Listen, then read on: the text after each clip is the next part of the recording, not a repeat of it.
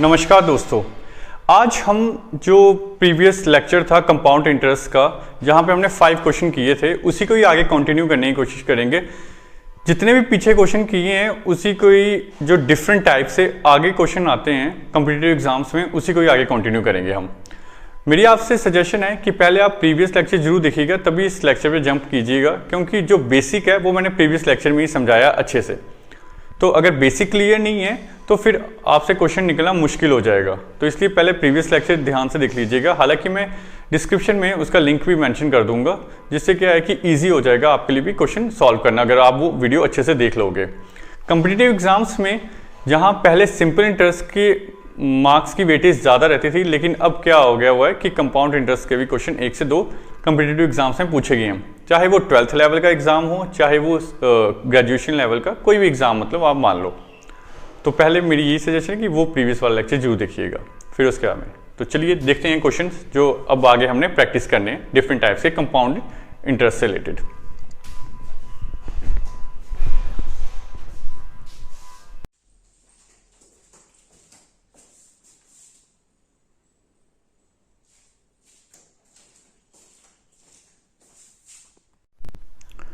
Question number 6 देखिए।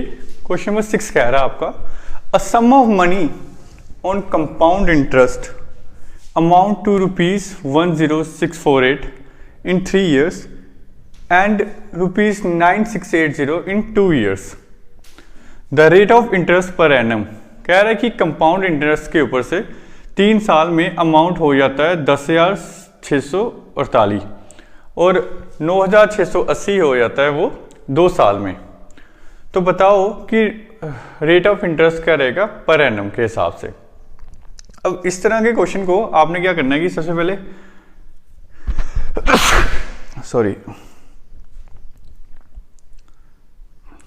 सबसे पहले आपने फॉर्मूला लिख लेना है किसका, अमाउंट का, क्योंकि गिवन क्या है अमाउंट, तो अमाउंट के हिसाब से। तो अमाउंट क्या होता है आपका,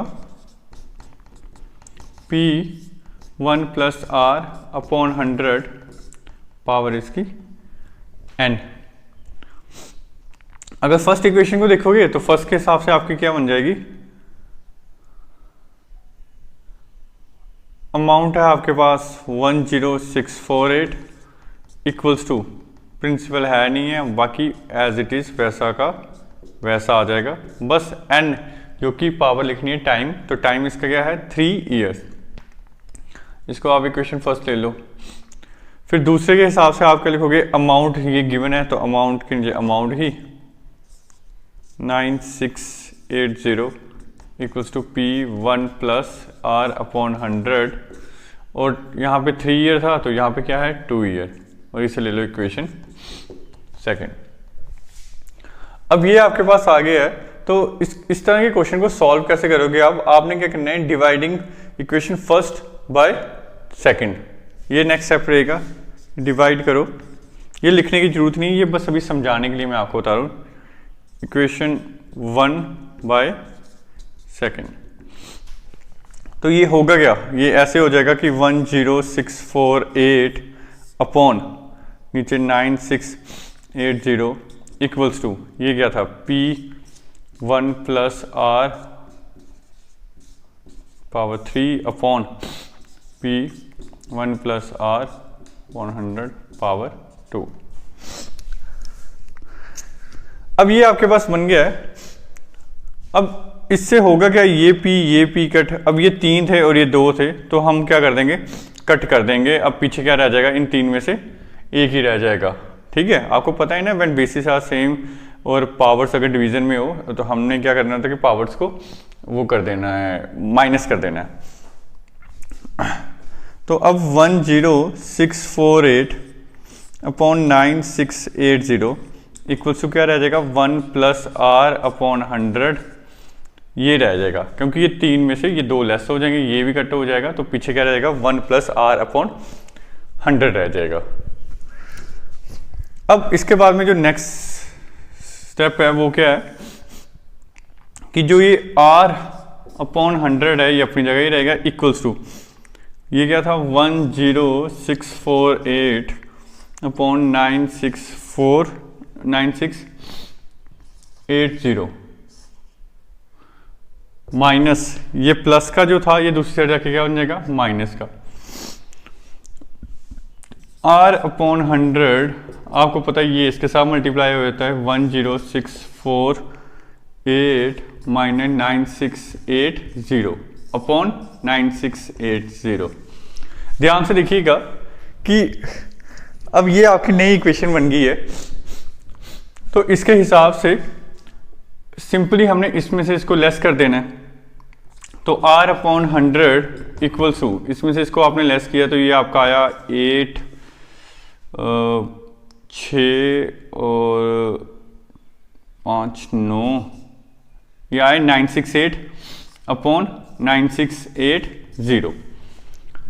अब ये बना क्या है, ये बना है 968 1 जा 9680 10 जा।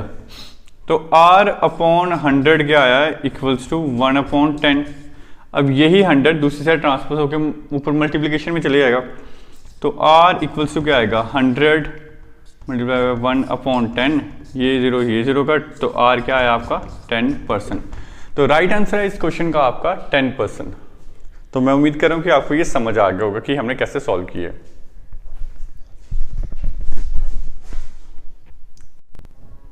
नेक्स्ट क्वेश्चन देखिए, क्वेश्चन नंबर 7। क्वेश्चन नंबर 7 आपका कह रहा है एट व्हाट रेट परसेंट पर एनम will ₹2304 amount to 2500 in 2 years at a compound interest. इस क्वेश्चन में वो कह रहा है कि 2304 रुपीज जो है ये 2500 बन रही है कब, 2 साल में, और कंपाउंड इंटरेस्ट के ऊपर। तो हमें बताना कि रेट ऑफ इंटरेस्ट क्या पड़ेगा उसके ऊपर। आपको पता है कि ये 2304 जो है ये आपका इसमें क्या है प्रिंसिपल है, और वो ₹2500 जो है वो आपका अमाउंट है। सिंपली आपने क्या करना है, अमाउंट गिवन है तो आपने अमाउंट वाला ही फॉर्मूला यूज करना है। अमाउंट का फॉर्मूला क्या है आपका, A equals to P1 plus R upon 100 power n। n का मतलब मैंने हमेशा बताया टाइम होता है। तो अमाउंट क्या है 2500 इक्वल्स टू P की जगह क्या आएगा 2304, 1 प्लस रेट हमने निकालना है उसकी जगह R ही आएगा अपॉन n की जगह क्या आ जाएगा, कितने साल दिए 2। अब ये जो है ये इसके अपॉन में आ जाएगा,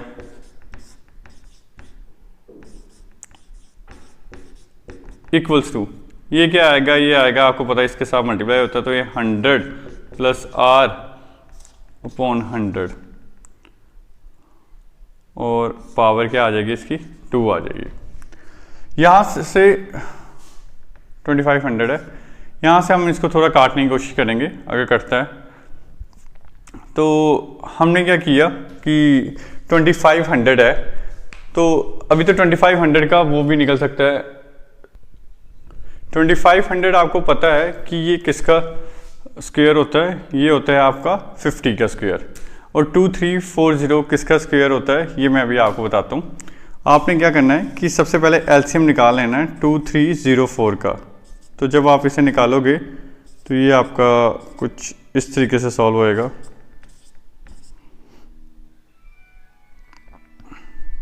टू 8 टू 144 और ये 144 जो होता है ये 12 का होता है, तो 12 से इन दोनों में से एक बाहर निकाल दिए 12, इन दोनों में से एक बाहर निकाल दिए 2, इन दोनों में से एक बाहर निकाल दिए 2, 12 2 24, 24 2 48, तो 2304 जो है वो 48 का होता है स्क्वायर रूट।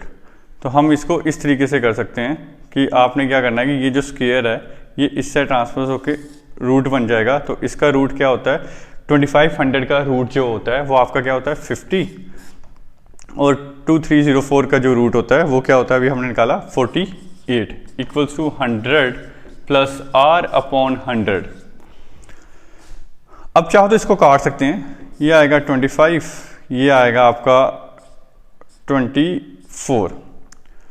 अब ये 100 क्या होएगा, ये इसके साथ जाके मल्टीपल हो जाएगा, तो 25 multiply by 100 upon 24 equals to 100 plus R। अब ये कटता है, ये करता है कब 2 के साथ 12 सा, ये 50 सा, फिर ये करता है 25 सा, और ये करता है कब 6 सा। इसको इसके साथ मल्टीप्लाई किया तो आया ये 625 अपॉन 6, और ये जो प्लस का था इस साइड आके क्या बन जाएगा आपका माइनस का, -100 इक्वल्स टू R। अब आपको पता है ये 6 जो है ये 100 से क्या हो जाएगा, मल्टीपल हो जाएगा। तो 6 को 100 से मल्टीप्लाई किया तो वो आ जाएगा 600 अपॉन 6 इक्वल्स टू R। इसमें से इसको लेस किया 25 अपॉन 6 इक्वल्स टू R। यानी कि राइट आंसर है इस क्वेश्चन का आपका 25/6%। या ऐसे कर दो, या मिक्स फ्रैक्शन में, मिक्स फ्रैक्शन मैंने आपको बताया हुआ कि इसको इसके साथ डिवाइड करना पड़ता है, तो वो मेरे हिसाब से आएगा कुछ इस तरीके से 4 6 6 4 24 1 1, ये आंसर। जिस तरीके से भी ऑप्शन आपको गिवन हो आपने उसी तरीके से उसका आंसर निकाल देना है।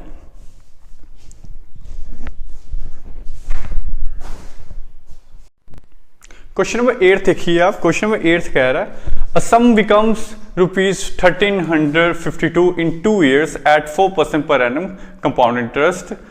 The sum is, तो कह रहा है कि कंपाउंड इंटरेस्ट के हिसाब से आपने क्या निकालना है, सम निकालना। सम का मतलब मैंने पहले भी बताया प्रिंसिपल होता है।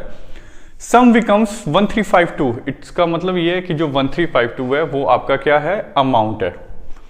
टाइम दिया है 2 years, रेट दिया है 4% पर एनम, तो सम निकालना, सम यानी कि प्रिंसिपल निकालना। तो बस अमाउंट गिवन है, जहां जहां जो चीज गिवन है वही फॉर्मूला लगेगा। तो अमाउंट इक्वल्स टू क्या हो जाएगा आपका, प्रिंसिपल 1 + R अपॉन 100 पावर इसकी n मीन्स टाइम। ए क्या है आपका 1352 इक्वल्स टू P हमने निकालना है 1 + R की जगह क्या आ जाएगा, रेट यानी कि 4/100, टाइम क्या आ जाएगा 2 years। पक्का समझ आ रहा होगा आपको। 1352 इक्वल्स टू P, 100 को 1 से मल्टीप्लाई किया 100 आ जाएगा, प्लस 4/100 पावर 2, ठीक है। फिर 1352 equals to principal as it is, और ये 100 + 4 क्या हो जाता है 104, तो 104/100 पावर 2। पावर 2 का मतलब क्या होता है कि इसको 2 बार मल्टीप्लाई करना है। आप चाहो तो क्या कर सकते हो कि ये जो स्क्वायर है ये इससे ट्रांसपोज कर सकते हो, पर जरूरी है कि ये भी होना चाहिए था, पर ठीक है। अब आगे कर लेते हैं, 104 की पावर 2 है, तो हमने क्या करना है, इसको 2 बार मल्टीप्लाई कर देना। तो आगे इक्वेशन क्या होगी, 1352 इक्वल्स टू P, आगे 104/100 मल्टीप्लाई बाय 104/100, इस तरीके से। स्क्वायर का क्या हो गया, 2 बार हमने इसको मल्टीप्लाई कर दिया। 104 को 104 से मल्टीप्लाई कर दो, बहुत ही सिंपल है, ऐसे कर देना है जैसे नॉर्मली आप मल्टीप्लाई करते हो। 164000 आगे मल्टीप्लाई 40161801, ये आया भाई आपका 10816। अपॉन में क्या आएगा, इसको क्या किया तो 1 के आगे कितने 4 टाइम्स 0, ये 4 0 हैं, तो इधर भी 1 2 3 4 इसके इधर पॉइंट लग जाएगा, यानी कि 1352 इक्वल्स टू P, और ये क्या आएगा 1.0816। आई बात समझ। अब ये जो है ये इसके डिवीजन में चले जाएगा, ठीक है।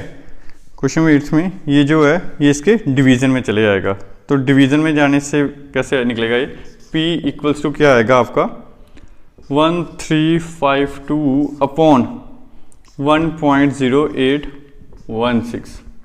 ये पॉइंट हट गया तो ऊपर क्या आ जाएगा आपका 1 2 3 4, तो 4 आ जाएंगे आपके 0।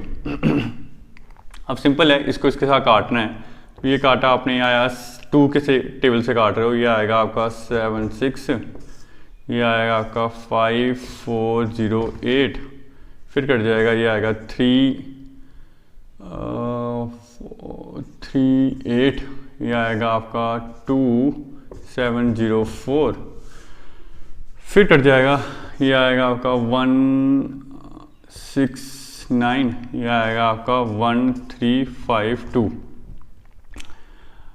अब जब आप इसको देखोगे तो फिर से कट कर सकता है ये 3 के 12 15 नहीं कर सकता। अब नॉर्मली आपने क्या करना है, इसको इसके साथ मल्टीप्लाई करना है और डिवीज़न 1352 करने हैं। जब आप ऐसा करोगे तो इस क्वेश्चन का जो आपका राइट आंसर आएगा वो क्या आ जाएगा, P = 1250। मुझे बताइएगा कि इसको इसके साथ मल्टीप्लाई करके और डिवाइड करके और डिवाइड बाय 1352 करके 1250 आता है या नहीं आता है। मेरे हिसाब से आ जाएगा, तो अगर जिसका नहीं आता मुझे ज़रूर बताना, फिर मैं देखूंगा कि गड़बड़ी है क्या क्वेश्चन में।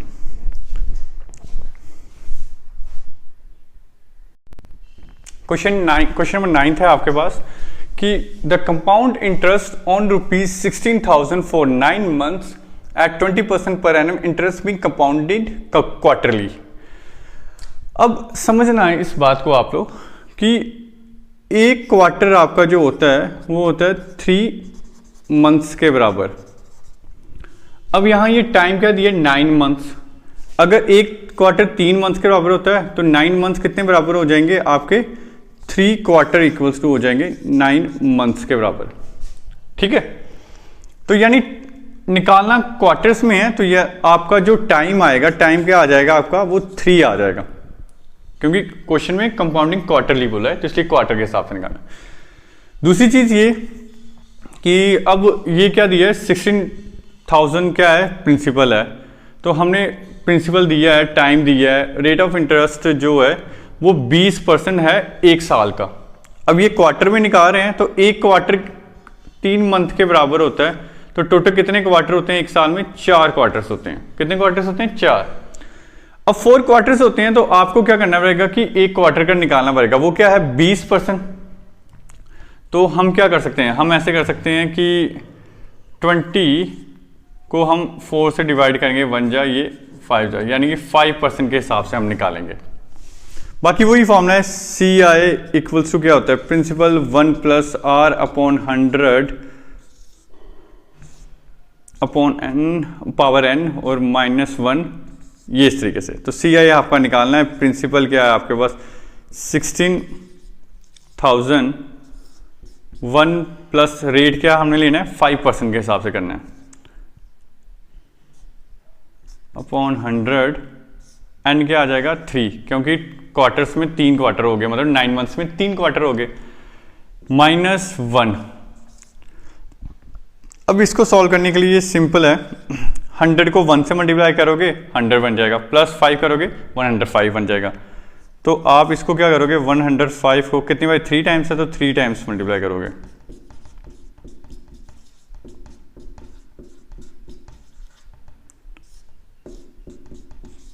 इन तीनों को जब मल्टीप्लाई करोगे तो आपका आंसर क्या आएगा वो देखते हैं।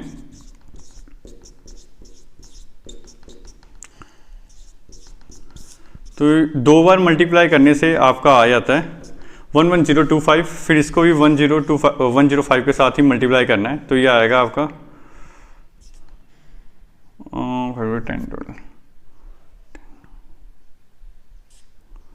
5 0 0 0 0 0 52011 5267511, ये आपका 3 बार मल्टीप्लाई करने से आ रहा है। तो अब नीचे कितने हैं, ये 06 हैं, तो यानी कि 1 2 3 4 5 6 इधर पॉइंट लग जाएगा, तो ये आएगा 16000, यहाँ आएगा 1.157625 -1। अब इसमें से इसको लेस किया तो आया आपका, इसमें से 1 लेस करोगे तो आएगा 0.157625। सिंपली इसको इसके साथ मल्टीप्लाई कर देना, तो ये 0 थोड़ी देर के लिए भूल जाओ, 16 को इसके साथ मल्टीप्लाई करो तो 157625 को 16 से मल्टीप्लाई किया तो देखो क्या आता है, 6 5 30, 2 12 15, 6 36, 7 7 42 45 4 6 34, 6 6 और ये आया 9, ये आएगा 52675 1, तो आएगा 00 9 नहीं, अगेन 0, ये आएगा आपका 12 और 12, 15 और आएगा 2। ये आपका आया 16 को इसका मल्टीप्लाई करके। अब बात को समझना, यहाँ पे 3 0 थे, है ना, तो हम क्या पॉइंट ऐसे यहाँ लगना था, तो अब पॉइंट कहाँ लगेगा 1 2 3, ये यहाँ पर, तो आपका राइट आंसर बनेगा 252.20। तो जिसका भी ये राइट आंसर आ रहा है 252.00, मुझे जरूर बताना। अगर कुछ और आंसर आ रहा है तब भी बताना, मैं कोशिश करूँगा कि आपको क्लियर करने के लिए।